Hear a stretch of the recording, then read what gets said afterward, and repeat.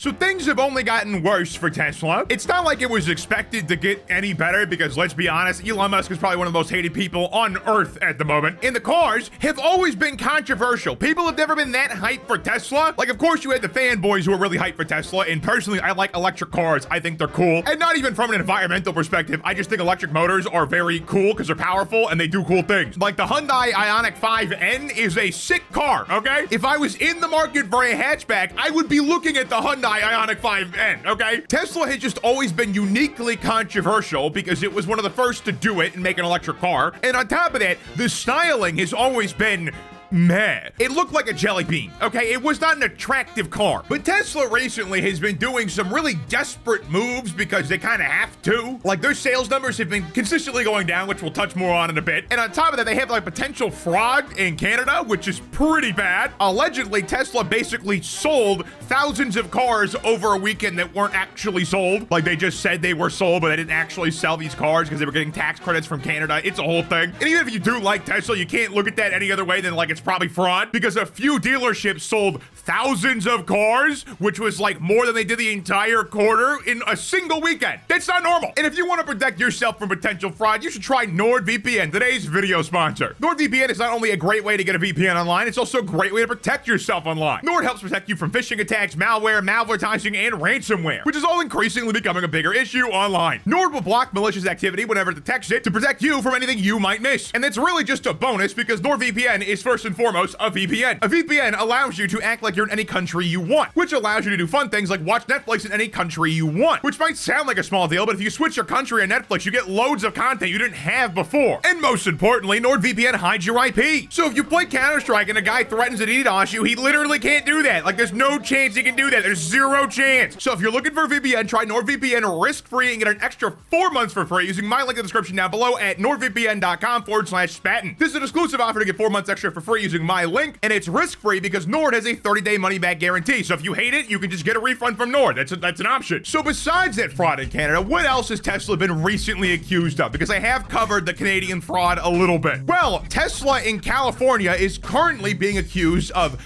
faking odometer miles, which if you don't know about this, it's kind of a huge deal. Like, faking odometer miles used to be really easy to do, and it was kind of a big thing for a while. And with modern technology, it got really hard to do until technology got a little bit more modern, and then it got really easy to do, allegedly. So a Tesla owner in California is seeking a class action lawsuit against Tesla for faking the odometer miles on pretty much all their cars. It doesn't really specifically say, but allegedly this could have been done to like any single Tesla, including one you might own. So reportedly, an owner had a 20-mile commute in his Tesla Model Y. And instead of it reflecting 20 miles a day like you would expect with a 20-mile commute, because that's how commuting works, you go a certain distance and you arrive at a certain point within a certain amount of time in miles, instead of it logging 20 miles a day, allegedly it was logging close to 75 miles a day. And keep in mind, Tesla has a basic warranty on all their cars at 50,000 miles for basically like any repair. So Tesla does have an incentive to make sure you hit 50,000 miles because then they don't have to repair your car for free. That's the whole thing. So Tesla does have an incentive to have you hit 50,000 miles on the odometer because that means they don't have to fix your car anymore. And they're kind of known for braking and not being the most quality. So this kind of makes sense so far. They're accusing Tesla of tying the energy consumption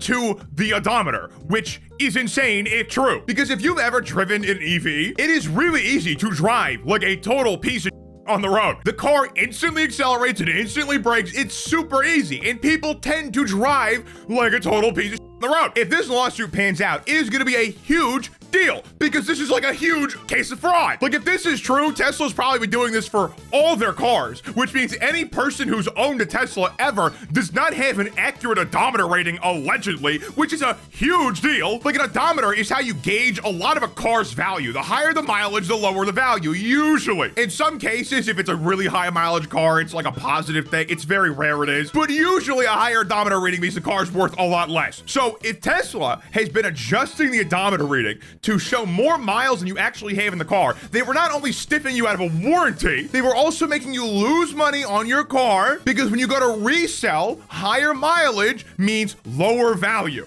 It's that simple. Especially for Teslas, that's very true because no one wants these cars right now. I don't know if you noticed, but their value is a tank. And this is especially bad if it was for leased vehicles because leased vehicles usually have a maximum amount of miles you can drive within the lease. And when you go over that mileage, they charge you extra for driving over the mileage within the lease, which is like pretty standard and honestly pretty fair because most of the leases I've seen are like, 16,000 miles a year. It's some insane number most people don't hit unless you road trip a lot. But the funny thing with Teslas is the Model 3 and Model Y, I could be wrong on the Model Y, the Model 3 for sure though, didn't allow you to buy back the car when the lease ended. So if you got all of these extra miles in your car that you didn't actually get in your car, Tesla would force you to pay and you couldn't even buy the car back, which is insane to me. Allegedly, okay, I want to be very clear, this is alleged, okay, this lawsuit has not taken place yet. There's been no closure on this lawsuit. I'm not trying to get sued, okay? This is all alleged. So 4 months ago, Tesla changed their lease buyout policy to allow buybacks on all their vehicles. This is still super bad. I just want to be clear that you can buy back the Model 3 and Model Y now. They changed it about 4 months ago. Now, personally, would I put it past Tesla to do this?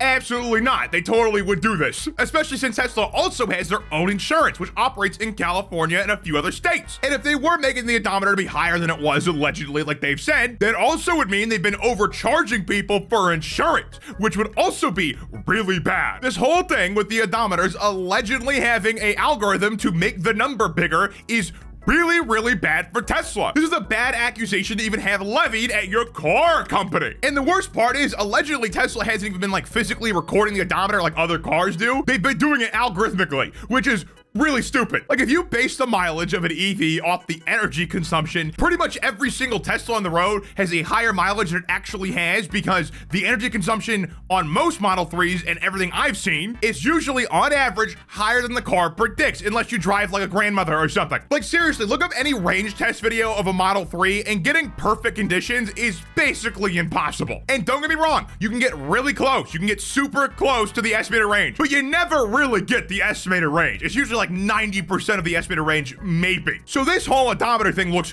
really, really bad for Tesla, but it gets a little worse, okay? It gets a little worse because Tesla had a really bad news week, okay? There's also the recent Robotaxi news where Tesla has doubled down on the Robotaxis releasing in June of this year, which if that happens, it's gonna be a disaster. Tesla has doubled down that in Austin, Texas, we're gonna have Robotaxis in June. And I could definitely see Texas allowing this to happen because currently Waymos exist in Austin. They're as dumb as you would expect. And regardless of whatever meme video I just put up of it showing it stopped in the middle of the road, because they do that a lot, they're not the worst things in the world. Like they can get you from a point A to point B. These cars are genuinely kind of impressive in my opinion. But if Tesla does launch the Robotaxis in Austin and they're bad, that's gonna look really bad for, Tesla. And if they don't launch them, that's also gonna look really bad for Tesla. Because how many times has Elon Musk doubled down on some full self-driving thing? The answer is like infinite. Honestly, I couldn't tell you how many times because he's done it so many times. It's uncountable, genuinely. But let's say hypothetically, Tesla Robotaxis are actually phenomenal. The Robotaxis work without a hitch. They're flawless. They make a ton of money, okay? Even if the Robotaxis generate a bunch of revenue, they're not gonna be profitable. And that comes from an analyst that Tesla hired and then fired after they said it wasn't gonna be profitable. So Tesla hired an analyst to analyze the Robotaxi as a profitable thing. Basically, they hired a guy to be like, hey, do the numbers make sense on this? And the answer was no. In the hypothetical universe where this thing could exist, the answer was still no. It won't make Tesla money. It is genuinely insane to me that you can spend all of this money hyping up this stupid Robotaxi that looks really dumb, by the way. I hate it. But Tesla can spend all that money hyping this thing up, and an internal analyst is like, yeah, this thing won't make money, by the way. Even if you make it and it works, it won't make you money. It is lunacy. This whole thing is so utterly stupid. I cannot fathom being Elon Musk right now. It must be horrible seeing your empire fall before your eyes because let's be honest, it's gonna keep tanking. I honestly don't see how Tesla survives the next 10-ish years or so because this company doesn't make like any money, okay? And the only money they do make is usually selling green credits to other car manufacturers that don't make EVs. So with other car companies making more EVs, they won't need to buy green credits from Tesla anymore. And their big plan to make Robotaxis won't even be profitable assuming it works, and they're also being sued for odometer fraud. I genuinely don't know how this company plans to survive because the brand image is so tainted, I don't think it could ever come back. But yeah, I just don't see Tesla surviving, especially since in China, for example, it's also on the decline. Like, China does not care about the political stance of Elon Musk at all, but they do prefer Chinese cars over Tesla, which is not really a shocker since the ones in China tend to do this. Yeah, that's not good. That is a Tesla uncontrollably accelerating and not slowing down. And on top of all of that, the Cybertruck has had production halted. No one's buying the Cybertruck, which is not a shocker at all, but still, that is not good for Tesla. Cybertruck was supposed to be big. The Cybertruck was supposed to be a big thing, but it turns out it's not, and no one cares about it, which is not really that surprising because the Cybertruck is a terrible truck. Even just recently, a G-Wagon hit a parked Cybertruck and it split the Cybertruck in half. And if you want to know what the G-Wagon looks like, this is what the G-Wagon looks like. It's barely damaged. I used to think the Cybertruck was a death machine on wheels. Like, if you got hit by the Cybertruck, you were done. But honestly, I might have been totally wrong because this thing is like paper mache. It just falls apart. And while I was editing this video, Elon Musk came out and called the odometer lawsuit idiotic, which really makes me think it's not that idiotic. Yeah, I don't know if Tesla's gonna survive, guys. I think it's kind of Jovo for Tesla, but what do you think? Comment in the comments down below, like and subscribe if you're new. Follow me on Blue Sky down below. Click the other reason to check out more of my content, and have a good one.